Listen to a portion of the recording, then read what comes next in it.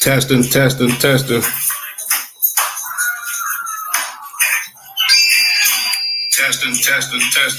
Okay, that's on first.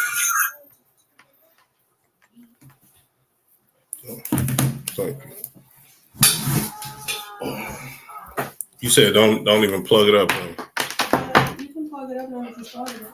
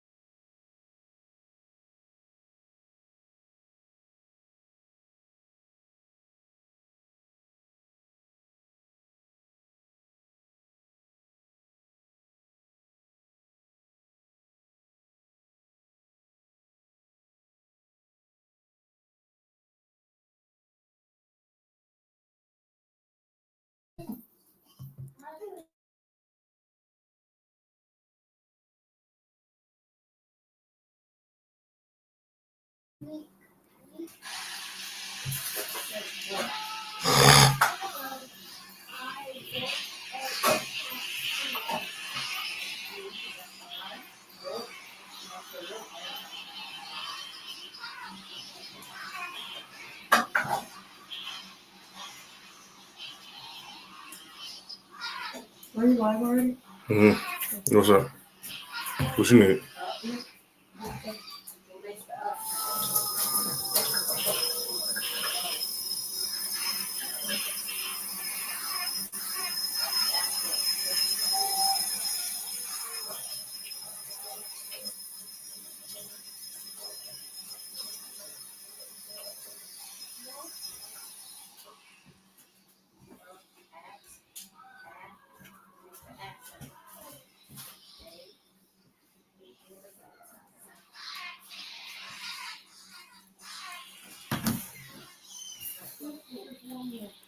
Shalom Israel, Yahweh Shemi Al-Shah brought a thumb to the brothers, Yahweh Shemo Al-Thun by Shemi Al-Shah to the sisters.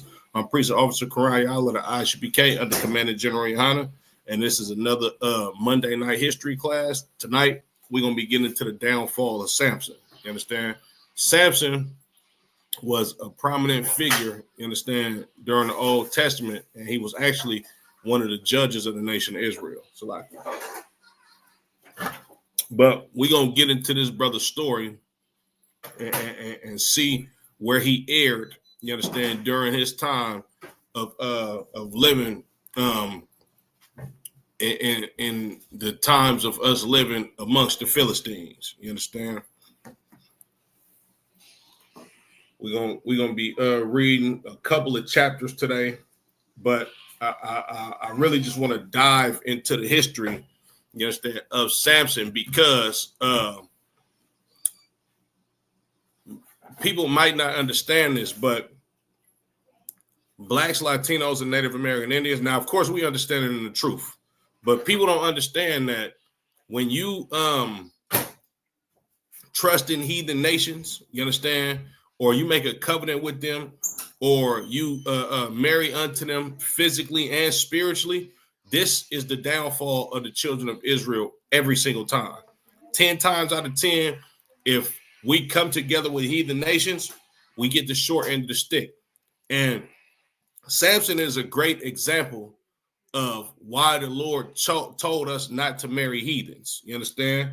He's a great example, as well as King Solomon. You understand? And many other brothers that fell victim to giving a love to heathens versus to our own people. You understand? Salakia. Do me a favor. Let me see real quick. It do look like it's moving kind of slow. So I'm gonna unplug it. That will always come back.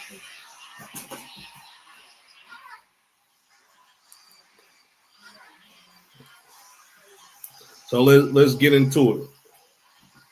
Right? This is the book of Judges, chapter 13 and verse 1. And the children of Israel did evil again in the sight of the Lord, and the Lord delivered them into the hand of the Philistines 40 years. Now, of course, during the history of the children of Israel, when we do evil in the sight of the Lord, you understand, 10 times out of 10 is the definition of us doing evil in sight of the Lord is taking on the customs of these other nations. Now, this is how the Lord get down. The Lord will do this. The Lord will tell you, don't follow the customs of these other people. When we choose to follow the customs of these other people, whether it be any other nation, you understand, contrary to the children of Israel, the Lord delivers us into the hands of that nation. So, for instance, the Moabites and the Ammonites, right, which is your so-called Japanese and Chinese and the other tribes of Asians that come from them. One of the customs that we tended to follow after getting with these two heathen nations was child sacrifice, or letting our children pass through the fire. You understand? And what the Lord did in return was, okay, he get down like this. If you want to follow these other nations of people, then I'm gonna let them be the lords over you. So I'm gonna allow them to oppress you and put you in slavery. You understand? And that's what happened during the time of Samson. We did evil in the sight of the Lord. We did exactly what the Philistines was doing. So the Lord delivered us into their hands. Now, mind you, this is before David was king. This is before David slew Goliath. You understand? So these Philistines had a foot on our necks, not just this 40 years, but hundreds of years after Samson was actually hundreds of years after Samson was deceased, right? But in these times, the Lord delivered the children of Israel into the hands of the Philistines for 40 years, right? And there was a certain man of Zorah, of the family of the Danites, whose name was Manoah, and his wife was barren and bare not. And the angel of the Lord appeared unto the woman and said unto her, behold, now thou art barren and bearest not, but thou shalt conceive and bear a son. Now therefore beware, I pray thee, and drink not wine nor strong drink, and eat not any unclean thing. For lo, thou shalt conceive and bear a son, and no razor shall come on his head. For the child shall be a Nazarite unto God from the womb, and he shall begin to deliver the children of Israel out of the hands of the Philistines. So now, the angel of the Lord appeared unto this sister and told her, your son is a very important piece of the children of Israel's history. You understand? Don't eat nothing from what it say? It says, drink not wine nor strong drink, and eat not any unclean thing. You understand? Keep these laws, statutes, and commandments, right? Put what's lawful in your body while you're pregnant with this child. You understand? Of course, before and after as well, because the Lord wants us to keep the law, statutes, and commandments. And no razor shall come upon his head, for he shall be a Nazarite from birth. You understand? Taking a vow of a Nazarite or giving your child a vow of a Nazarite is a very serious thing. You understand? In the nation of Israel, right? Like the vow of a Nazarite is it's like a little bit more strict rules that this certain individual will have to uphold until his father, you understand, allows him to allows him to I don't want to say break the vow of a Nazarite, but it's like to break your fast, you understand, from your whole life of not having any intercourse with a woman, you understand, not eating anything of a vine, no liquor, no wine, you understand, and to not cut your hair. These are laws of it's like not laws, but these are the vows of a Nazarite that a son receives from his father, giving him the vow of a Nazarite. You understand? So this brother Samson, his mother was given rules by this angel. You understand that this brother is supposed to have the vow of a Nazarite. You understand? And he will deliver the children of Israel out of the hands of the Philistines. He's going to be a judge in the nation of Israel. Because this is long before the children of Israel had kings. This is before King David. This is before King Saul. You understand? These is in the times where we had judges like Samuel, you understand, and so forth and so on.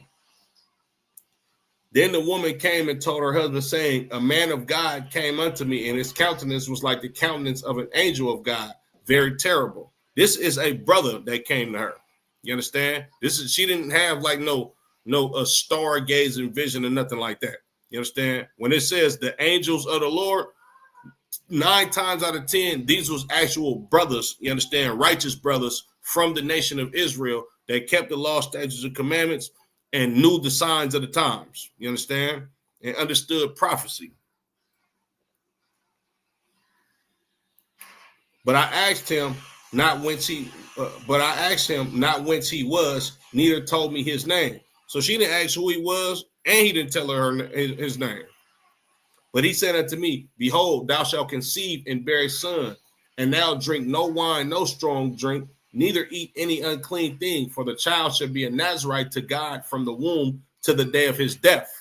So this brother was supposed to abstain from liquor, never cut his hair, you understand? And also he was supposed to never actually have intercourse with a woman from his whole life, from birth until death. Right? Then Manoah entreated the Lord and said, O my Lord, let the man of God which thou did sin come unto us and teach us what we shall do unto the child that shall be born. And God hearkened to the voice of Manoah, and the man of God came again unto the woman, and she sat in the field. But Manoah, her husband, was not with her. And the woman made haste and ran and showed her husband and said unto him, behold, the man hath appeared unto me that come unto me the other day. And Manoah arose and went after his wife and came to the man and said unto him, art thou the man that speakest unto the woman? And he said, I am. And Manoah said, now let thy words come to pass. How shall we order the child, and how shall we do unto him? So the sister in the field, she see the brother come back. She instantly ran to go get her husband. Her husband like you the brother that talked to her and told her what we supposed to do with this son that we about to have? He like, I'm him. So the brother Manoah, he asked him, well, tell us what we supposed to do. Like give me the order that you gave to her. Let me hear it. You understand? Explain to us how we supposed to train this child up.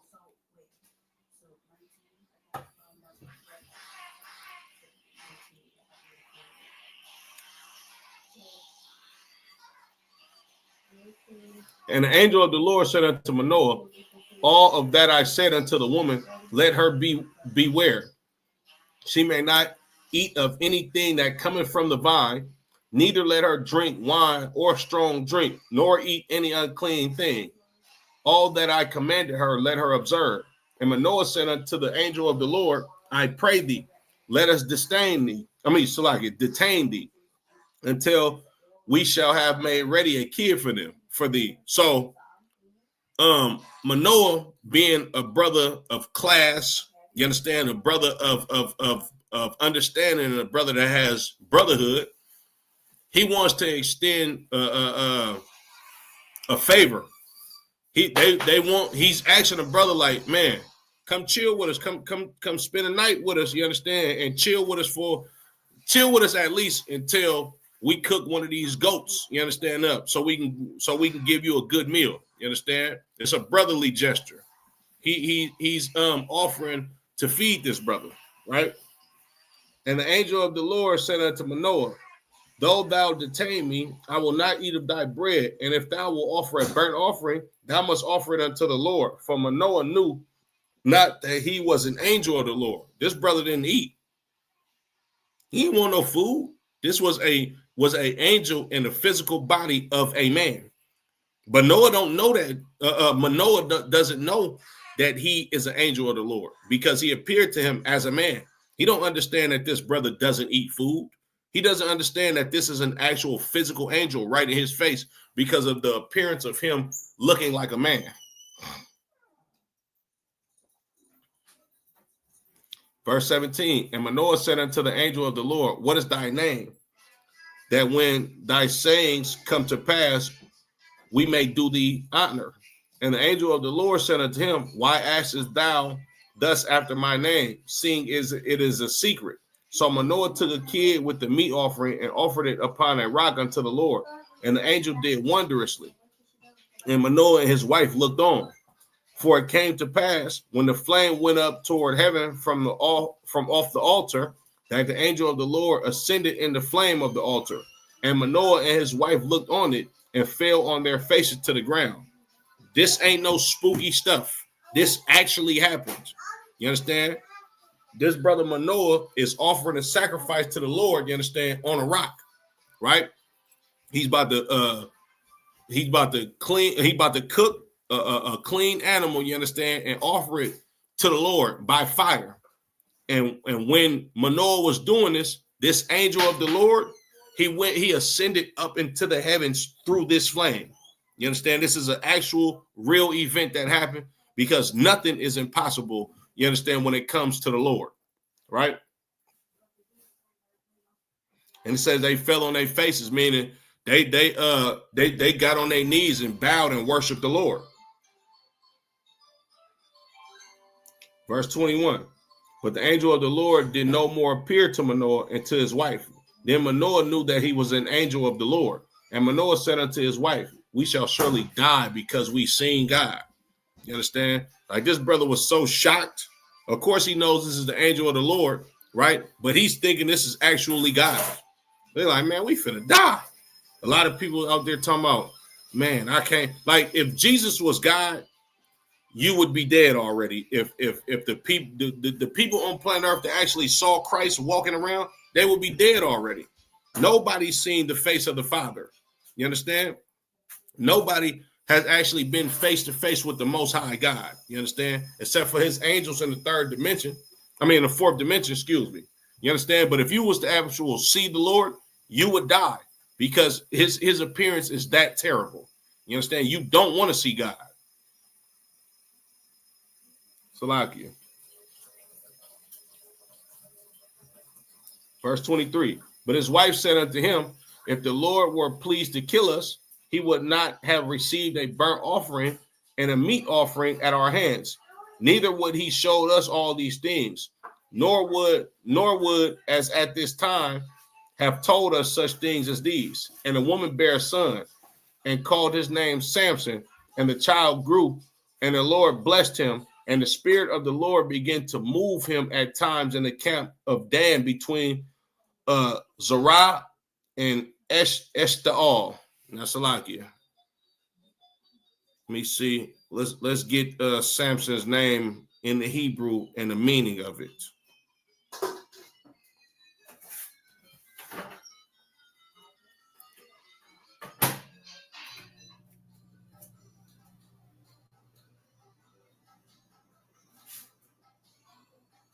So Samson's name in the Hebrew is Shemashawan. You understand? Which means like the sun, right? Shemashawan.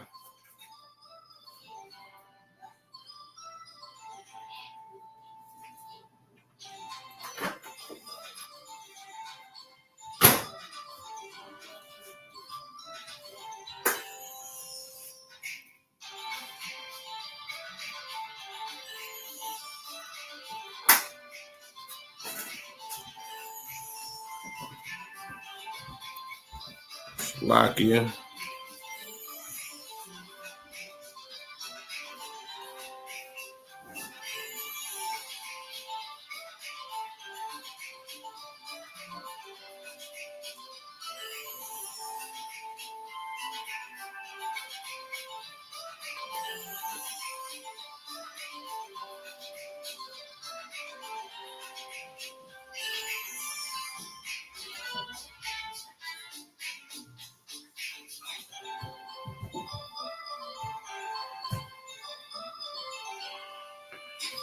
This is the book of Judges, chapter 14 and verse 1.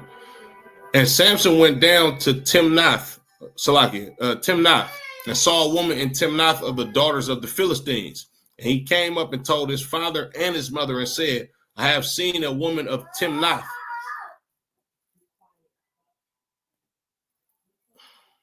of the daughters of the Philistines. Now therefore get her for me to wife. Then his father and his mother said unto him, Is there never a woman among the daughters of thy brethren, or among all my people, that thou goest to take a wife of the uncircumcised Philistines? And Samson said unto his father, Get her for me, for she pleaseth me well. Now, his mother and his father, of course, them understanding the laws of God, understood that Samson is not supposed to deal with a heathen. You understand? Of course, he took a vow of a Nazarite. You understand? But eventually, if your father allows you, you understand, to go ahead and deal with a woman eventually after you've taken a vow of a Nazarite, of course, you have to deal with a woman of your own nation. You understand? But Samson, being carnal, being lustful, you understand? He wanted to take a woman of one of these heathens, you understand, these Philistines, which, are Africans, you understand?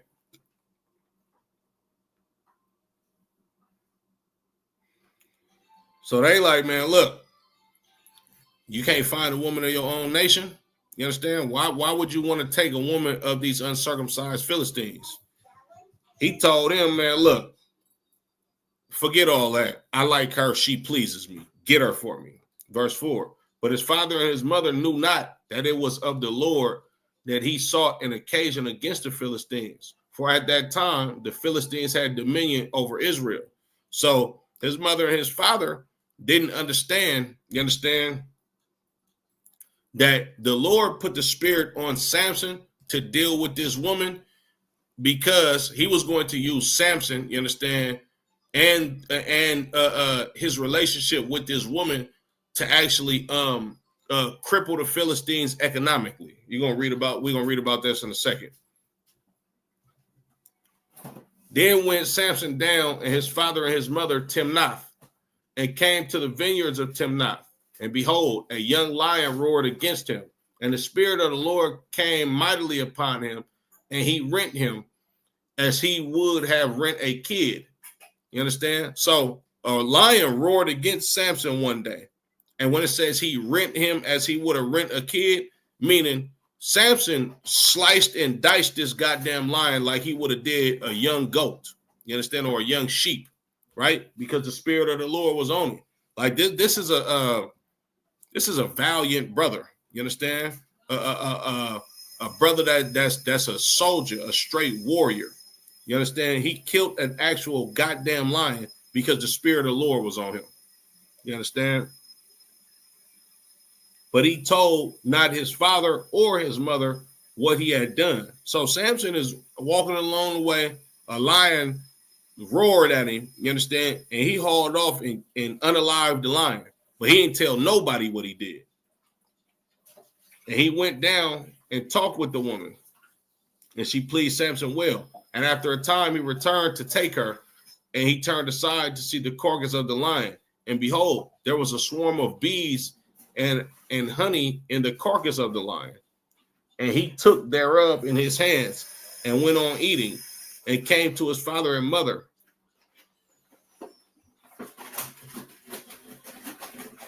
Shabal, Yabba Shemal Shabarakatah, sir.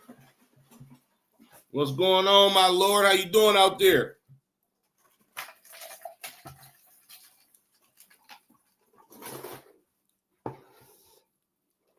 The water.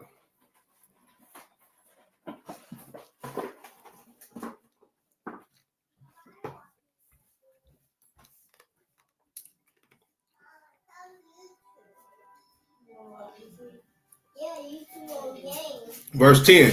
So his father went down unto the woman, and Samson made there a feast, for so used the young men to do. And it came to pass. Yeah, Kamakai, sir. Absolutely, my Lord. Good to hear from you, sir. Appreciate you for tapping in. Verse 11. And it came to pass when they saw him that they brought 30 companions to be with him. Verse 12. And Samson said unto him, I will now put forth a riddle unto you. If ye can certainly declare it me within 7 days of the feast, and find it out, then I will give you 30 sheets and 30 changes of garments. So this brother Samson, right? Salakia.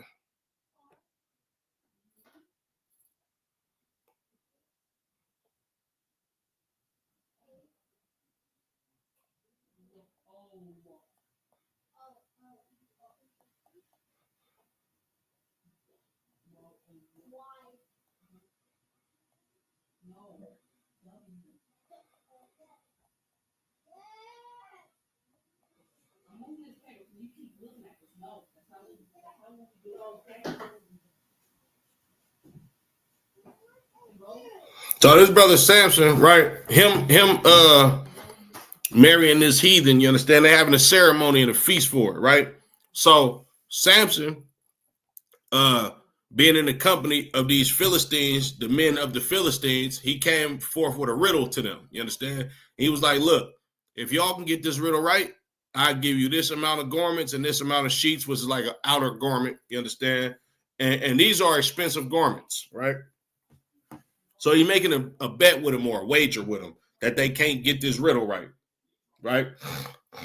Verse 13. But if ye cannot declare it me, then shall ye give me 30 sheets and 30 changes of garments. And they said unto him, put forth thy riddle that we may hear it. And he said unto them, out of the eater came forth meat, and out of the strong came forth sweetness. And they could not in 3 days expound the riddle. And it came to pass on the 7th day that they said unto Samson's wife, entice thy husband that he may declare unto us the riddle, lest we burn thee in thy father's house with fire. Have ye called us to take? Have ye called us to take that we have? Is it not so? So they couldn't get the riddle. So around the time they was finna lose the bet, they go press Samson's wife. Man, look, you better go ahead and go entice your husband. Do whatever the hell you got to do in that bedroom to get this dude to tell you that riddle. You understand? Because we ain't finna get this nigga 30 sheets and 30 garments. You understand? This nigga's trying to oppress us. He's trying to take what we have from us. If you don't go ahead and entice him and get the meaning to this damn riddle, we gonna burn you and your father's house with fire. Meaning we gonna unalive your whole goddamn family, right? Verse 16. And Samson's wife wept before him and said, thou dost but hate me and lovest me not. Thou hast put forth a riddle unto the children of my people and hast not told it me. And he said unto her, behold, I have not told it my father nor my mother. And shall I tell it thee? Look, of course, Samson fell weak to this heathen woman, but Salagia, the brother had some balls at first. He was like, woman, I ain't told my mama and my daddy. I'm supposed to tell you.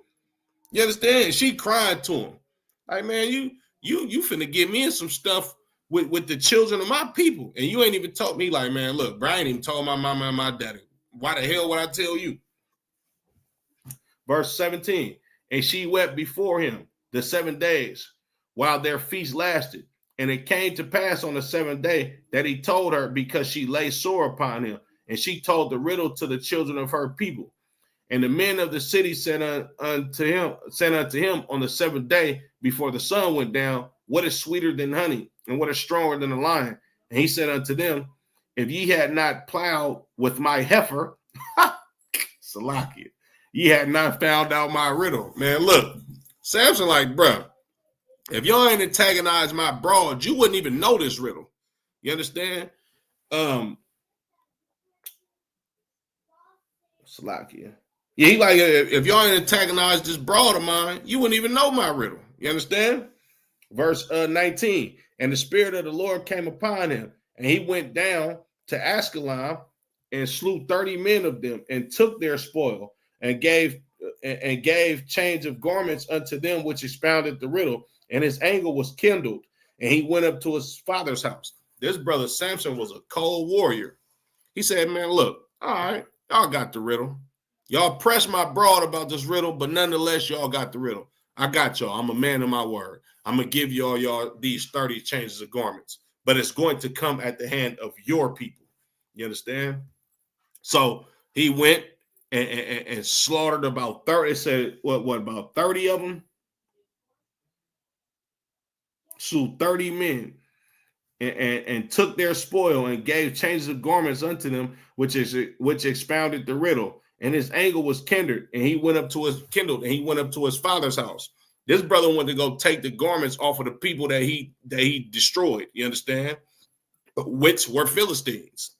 You understand? And then gave it to them because they pressed his wife about this damn riddle. So he like, all right, I got something for y'all. I'm gonna give y'all exactly what y'all asked for, but it's gonna come at the hands of your people.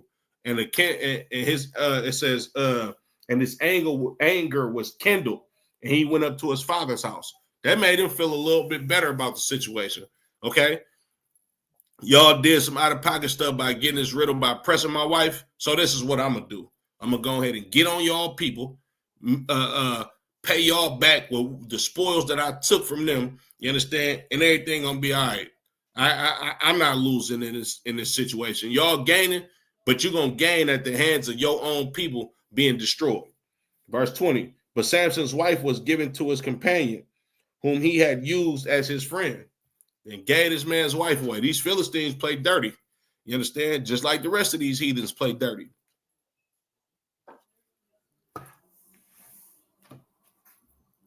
Verse 15.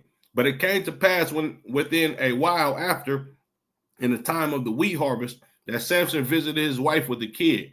And he said, I will go in to my wife into the chamber. But her father would not suffer him to go in. So months passed. It says the harvest of the wheat. Now I believe wheat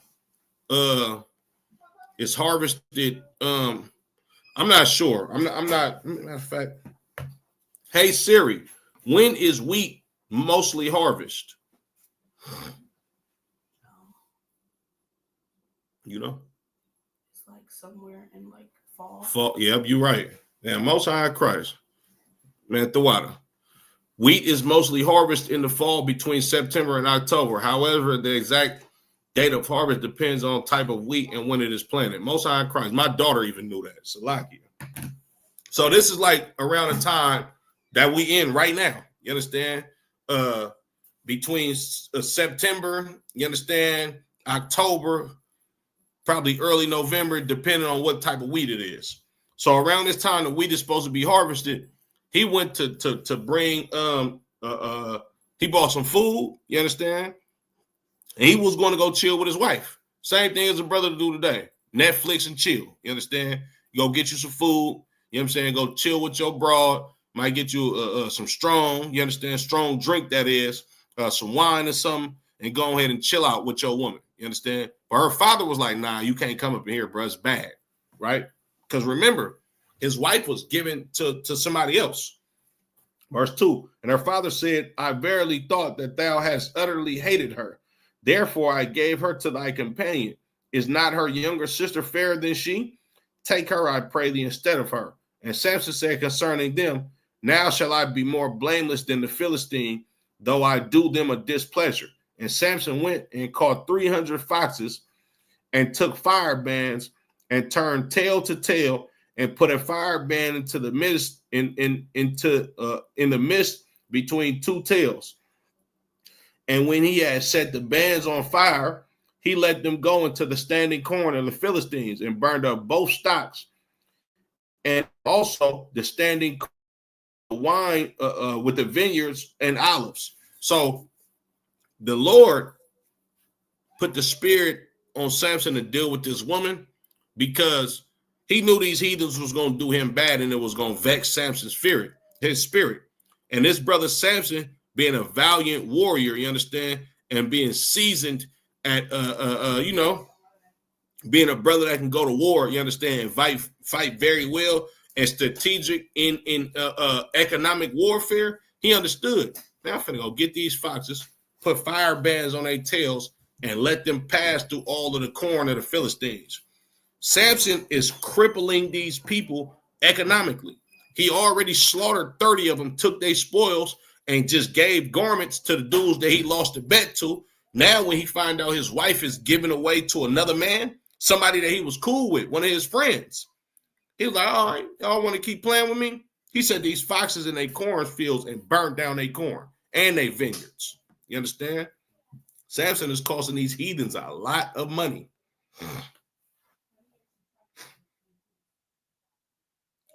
Verse 6, then the Philistines said, who have done this? And they answered, Samson, the son-in-law of the Timnite, because he has taken his wife and given her to his companion. And the Philistines came up and burnt her and her father with fire. And Samson said unto them, though ye have done this, yet will I avenge of you, and after I will cease. And he smote them hip and thigh with a great slaughter. And he went down and dwelt in the top of the rock of Etam. Then the Philistines went up and pitched in Judah and spread themselves in Lehi. And the men of Judah said, why are ye come up against us? And they answered, to bind Samson, or we come up to do to him as he hath done to us. So Samson, he kicked off a war between these Philistines and the Israelites. You understand? And these brothers of the tribe of Judah, they was prey for these Philistines. The Philistines came up and slid on them, and the Judites like, hey, what the hell is going on? What's y'all problem with us? He like, man, look, y'all folks, Samson, he did a whole lot to us, bro. So we finna get on y'all for what he did to us, right? Then 3,000 men of Judah went to the top of the rock Etam and said to Samson, knowest thou not that the Philistines are rulers over us? What is this that thou hast done unto us?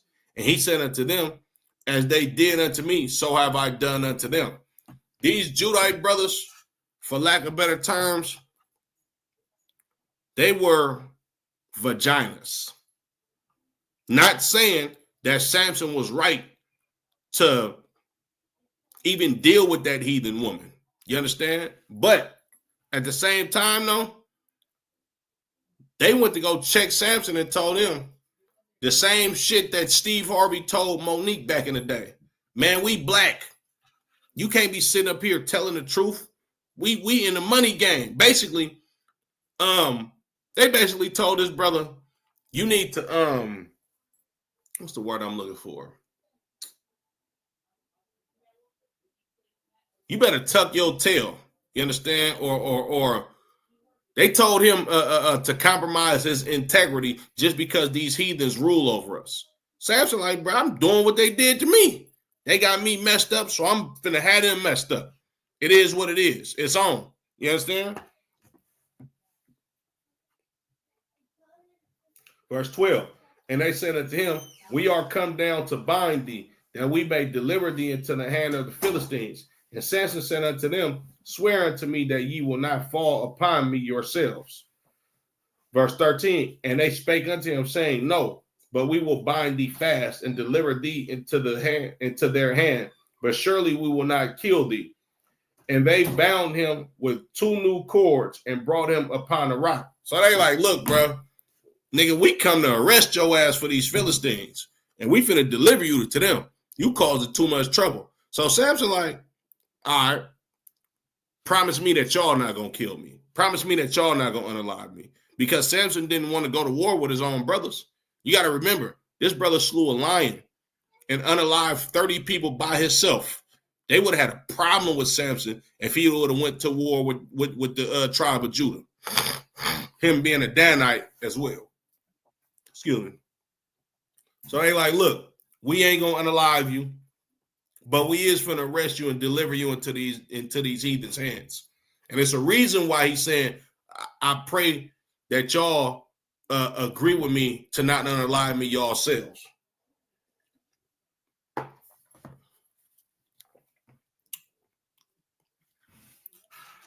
Verse 14.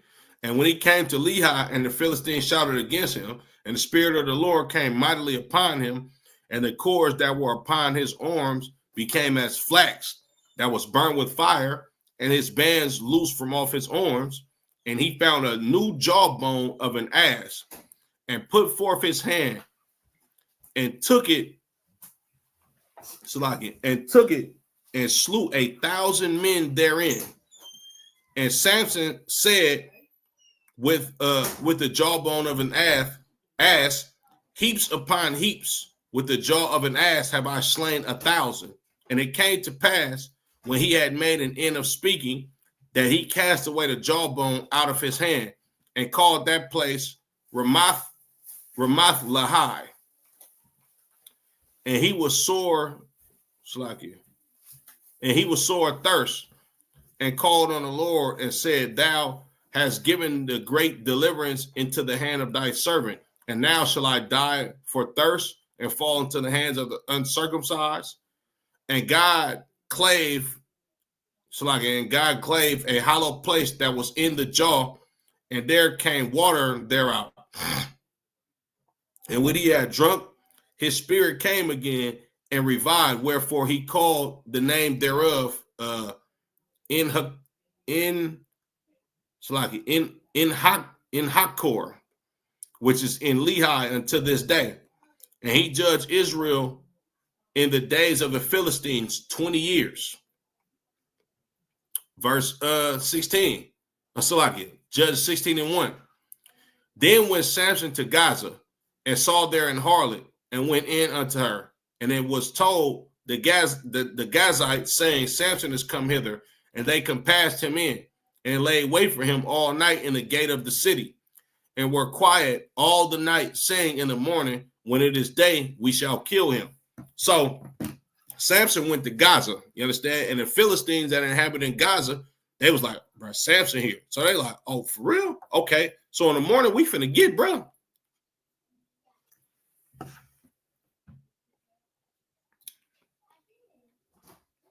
Verse 3. And Samson lay till midnight, and arose at midnight, and took the doors of the gate of the city, and 2 posts, and went away with them, bar and all, and put them upon his shoulders, and carried them upon the top of an hill that is before Hebron. And it came to pass afterward that he loved a woman in the valley of Sirach, whose name was Delilah. So this is when the brother Samson meets Delilah, right? And the lords of the Philistines came unto her, and said unto her, entice him, and see wherein his great strength lieth, and by what means we may prevail against him, that we may bind him to afflict him. And we will give thee every one of us 1,100 pieces of silver. So they put a bounty on Samson's head, and knew that Samson was dealing with this broad named Delilah. Now, I think this woman Delilah's name, let me see. I think it means weakness or something like that. Let me see. Let me get the definition of her name, if I could get it. Oh, absolutely, it means weakness. Delilah means feeble, And how you pronounce it in Hebrew is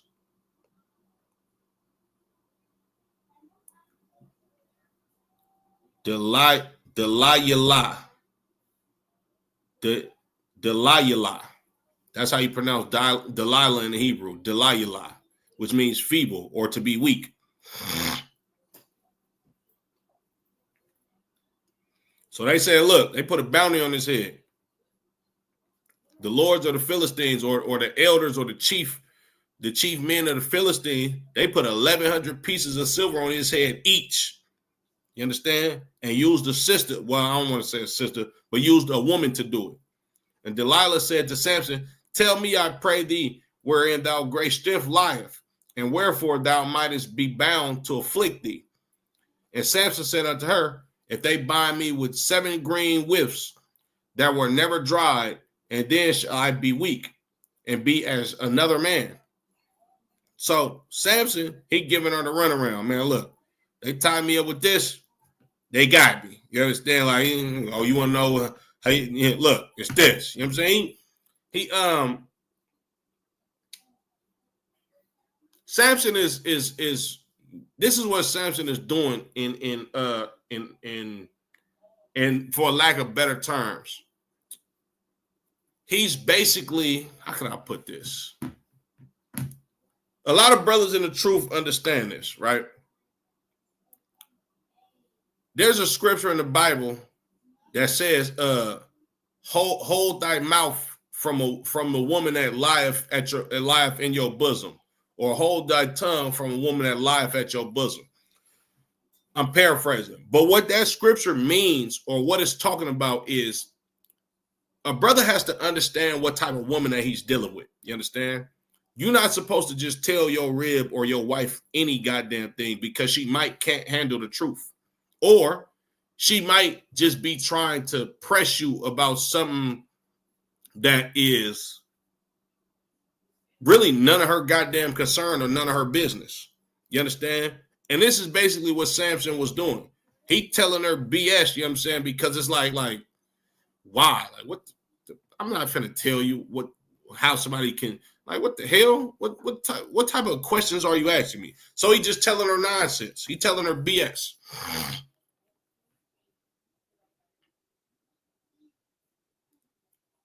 Now there were men lying in wait, abiding with her in the chamber. And she said unto him, the Philistines be upon thee, Samson. And he break the whips as a thread of tow is broken when it touches the fire. So his strength was not known. And Delilah said unto Samson, behold, thou hast mocked me and told me lies. Now tell me, I pray thee, wherewith thou mightest be bound. So he told her some BS. Hey, the Philistines coming. He broke down, like, where they at? She like, man, you playing with me. You lied to me, man. I thought that was what it was. You know what I'm saying? Now, Samson should understand, like, bruh, she trying to line you up, because she actually bound you with this, which you told her you can be bound with. And Samson, the Philistines is coming, him not knowing that there's men in the chambers. You understand? Waiting to see if he can actually be bound up. You understand?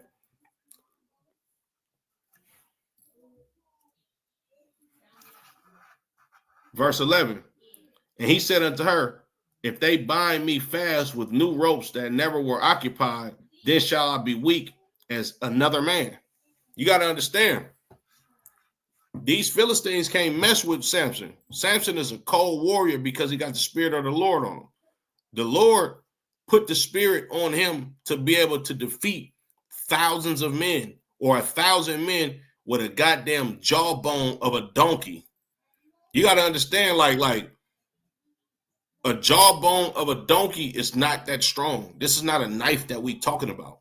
You understand? Donkeys don't even have sharp teeth. You understand? They got molars to chew food like goddamn humans. This not like he got a saber tooth jawbone. You understand? Or a lion's jawbone. You understand? Or some type of animal that got canine teeth. He don't, like, he's got the jawbone of a goddamn donkey. Donkeys eat grass. You understand?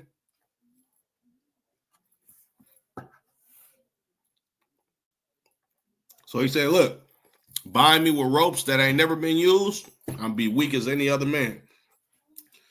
Verse 12, Delilah therefore took new ropes and bound him therewith and said unto him, the Philistines the Philistines be upon thee, Samson, and there were liars in wait abiding in the chamber, and he brake them off his arms like a thread. And Delilah said unto Samson, hitherto thou hast mocked me. She like, nigga, this is the second time you done lied to me and told me lies. Tell me wherein thou mightest be bound. And he said unto her, if thou weavest the 7 locks of my head with the web. And she fastened it with the pin and said unto him, the Philistines be upon thee, Samson. And he awaked out of his sleep and went away with the pin of the beam and with the web. And she said unto him, how canst thou say I love thee when thine heart is not with me? Thou hast mocked me these 3 times and hast not told me wherein thy great strength lieth. She like, man, look, this essentially what she said. And when you read about Samson having locks, these is not braids. I mean, this is not dreadlocks. These are braids or plaits. You understand? Samson had 7 braids in his head. But this woman told him, how the hell can you love me if you ain't going to tell me your deepest, darkest secrets? That's basically what she's saying. You understand? So, right? Reading on.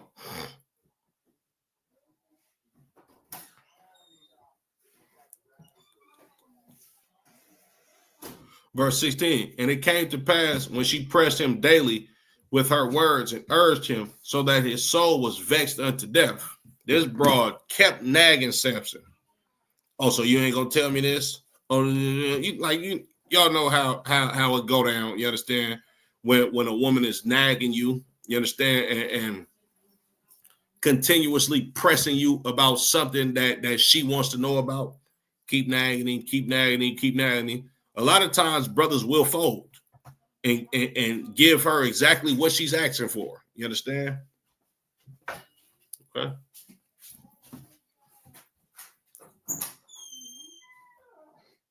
Verse 17. It's like verse 16 again.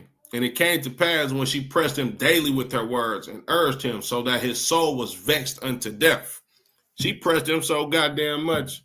He was like, man, look, check this out. I'm about tired of this. Look, this is what it is. And this is what he said to her. That he told her all his heart and said unto her, there have not came a razor upon mine head, for I have been a Nazarite unto God from my mother's womb.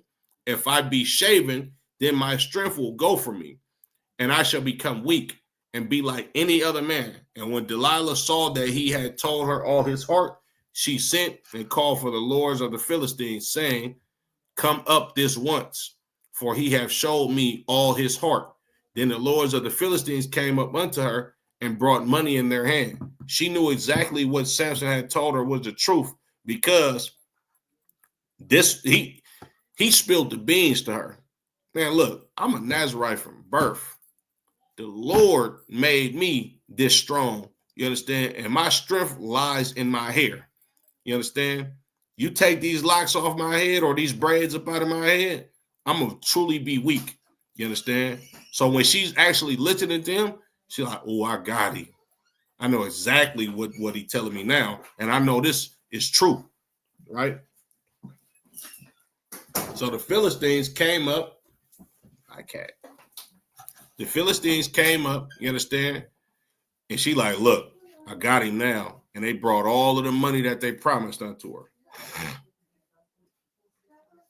And she made him sleep upon her knees. And she called for a man, and she caused him to shave off the 7 locks of his head. And she began to afflict him, and his strength went from him. So she made him sleep upon her knees, put it on him, made him go to sleep, you understand? Good deep sleep, right? Called the Philistine men, shaved his head, and she started to afflict him. She started to do things to him, you understand, to test his strength. And the brother wasn't strong no more. And she said, Salakia, And she said, the Philistines be upon thee, Samson. And he awoke out of his sleep and said, I will go out as other times before and shake myself. And he wished not that the Lord was departed from him. But the Philistines took him and put out his eyes and brought him down to Gaza and bound him with fetters of brass and he did grind in the prison house. Howbeit the hair of his head began to grow again after he was shaven. Then the lords of the Philistines gathered them together for to do offer and great sacrifice unto Dagon their God, and to rejoice. And they said, our God has delivered Samson, our enemy, into our hands. So when they caught Samson and they seen that his strength was gone for him, they put out his eyes. They burned this brother's eyes out. You understand? They said, when it said he grinded in the prison house, like they made this brother a slave in their prison house. Here you have Samson being a man of valor, being able to unalive 1,000 men with the jawbone of a donkey, but him giving into a woman, a heathen at that, you understand, and telling her his strengths and his weaknesses. She used that against him to get these Philistines to come in and take him captive, you understand, by her stripping him of his strength to where the Lord departed from him. You understand?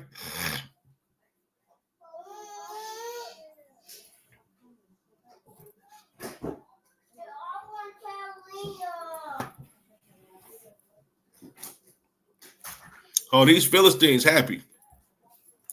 They got Samson. You understand? He's their slave. He been crippling their economy, burning up their cornfields, doing all type of stuff to these Philistines. They slaughtered about 1,000 of them with a jawbone. All right, Samson was a problem for these people. And they used a broad against Samson because Samson fell weak to this woman. You understand? Who was a heathen, by the way. Right? Verse 24. And when the people saw him, they praised their God, for they said, our God hath delivered into our hands our enemy and the destroyer of our country, which slew many of us. And it came to pass when their hearts were merry that they said, call for Samson, that they may make that he may make us sport. And they called for Samson out of the prison house, and he made them sport. And they set him between the pillars. So Samson became a spectacle. It like when they had their festivals, you understand, or they had a little bit too much wine to drink, and they was happy, and everything was looking all peaches and cream for them as a nation. They're like, hey, go get that nigga Samson, so he can come out here and entertain us. That's what it means by make him sport. You understand? They made Samson their entertainment, right? It says, and they called for Samson out of the prison house, and he made them sport, and they set him between the pillars. And Samson said unto the lad that held him by the hand, suffer me that I may feel the pillars, and whereupon the house standeth, that I may lean upon them. So they set him in the middle of two pillars, you understand, that held this house up. So he said to the young Philistine cat that was walking him by the hand, mind you, he blind. He said, man, look, sit me by these pillars so I can feel these pillars so I can see where the house stands. You understand? So I can lean upon them. Meaning, like, man, I'm tired of standing, man. Like, look out for me and let me lean up on one of these pillars. I've been entertaining y'all all damn day. I just want to lean up against the pillar. Now the house was full of men and women, and all the lords of the Philistines were there. And there were upon the roof about 3,000 men and women that beheld while Samson made sport. So it was about 3,000 men and women that was in this one big establishment. You understand? And they was all there to see the spectacle of Samson. You understand? They was all there to look at Samson for entertainment purposes, right? Verse 28. And Samson called unto the Lord and said, O Lord God, remember me, I pray thee, and strengthen me, I pray thee, only this once, O God, that I may be at once avenged of the Philistines for my 2 eyes. So he prayed to the Lord, like, Lord, give me one more jolt of strength so I can get revenge one last time because they put my eyes out, right? And Samson took hold of the 2 middle pillars, and upon which the house stood, and on which it was borne up, of the one with his right hand, and of the other with his left. And Samson said, let me die with the Philistines. And he bowed himself with all his might. Oh, give me 1 second.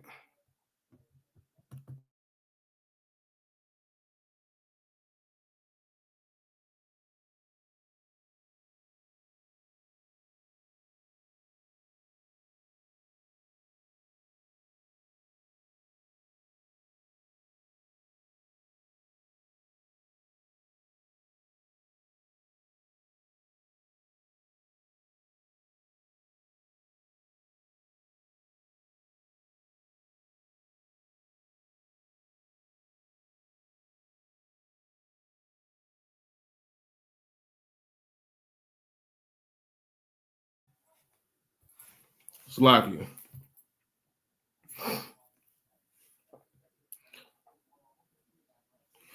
Verse 30 again. And Samson said, let me die with the Philistines. And he bowed himself with all his might. And the house fell upon the lords and upon all the people that were therein. So the dead people which he slew at his death were more than that which he slew in his life. Then his brethren and all the house of his father came down and took him and brought him up and buried him between Zorah and Eshtaol in the burying place of Manoah, his father, and he judged Israel 20 years. You understand? This brother Samson, he ended up losing his life, you understand, because of his love for these other nations, so to speak, or the nations, these other nations' women. You understand? He didn't keep his integrity to deal with one of the women from his own nation of people. And the reason why I brought up Samson and chose this topic tonight is because Blacks, Latinos, and Native American Indians, we have to understand one key and vital thing that can be detrimental to us as a nation. You understand? You've seen what happened with this election. You understand? A lot of Blacks, Latinos, and Native American Indians, we are vexed at this at the fact that Donald Trump is going to be president again. You understand? Which you should be vexed, period, just because you live in America. You understand? Donald Trump is not going to save the children of Israel. Kamala Harris was not going to save the children of Israel. No heathen nation that we marry unto physically or spiritually is going to save the children of Israel. You understand?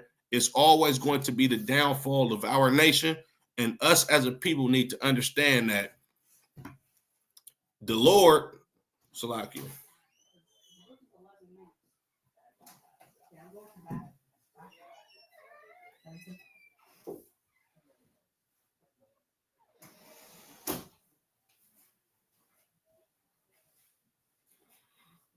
the Lord put these scriptures together, you understand, in order for us to learn. Let me go to Romans 15 and 4, Salakia.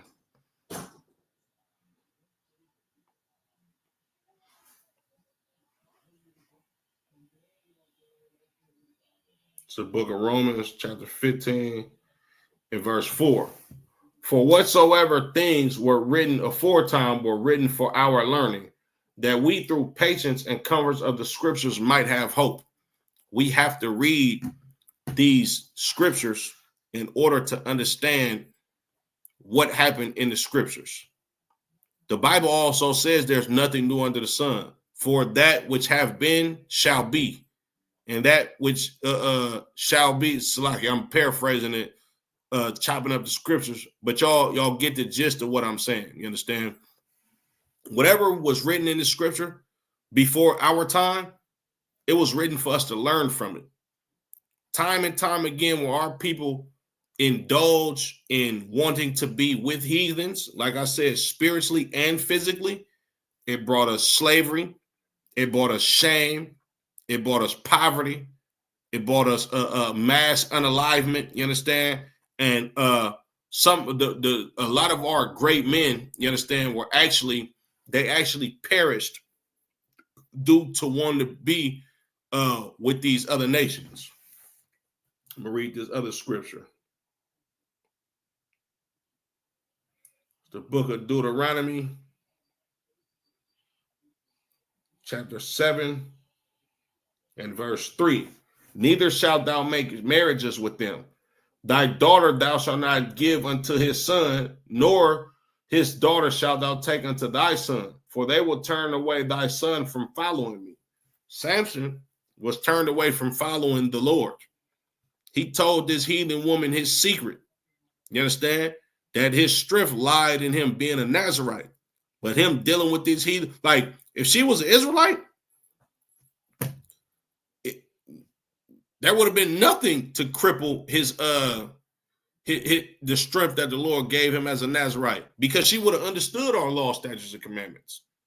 There wouldn't have been a nation of people that was coming after Samson, you understand, that she could have helped, because she's from the tribes of her father's house, which is an Israelite.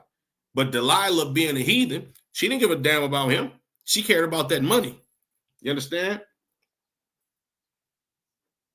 For they will turn away thy son from following me, that they may serve other gods. So will the anger of the Lord be kindled against you and destroy thee very suddenly. Drop down to verse 6. For thou art an holy people unto the Lord thy God. The Lord thy God hath chosen thee to be a special people unto himself above all nations, above all people that are upon the face of the earth. The Lord chose us to be a special people. You understand? So we can't make ourselves common with marrying these heathen women. We can't make ourselves common with celebrating Christmas, Thanksgiving, New Year's, you understand, Valentine's Day, Halloween, and so forth and so on. We have to be a holy and special people. And what Samson did not understand, he took away the strength that the Lord gave him in order to be with a goddamn heathen woman, and ultimately it cost him his life. Now, of course, the Lord is a man of mercy, so he allowed Samson to avenge himself, you understand, one last time, but he still perished with both his eyes plucked out of his head. You understand? With that being said, Yahweh Shem Yahweh brought a thumb to the brothers. Yahweh Shemal a thumb by Shem Yahweh to the sisters. Give not your love unto these other nations, Israel, because you will end up like Samson. Shalom.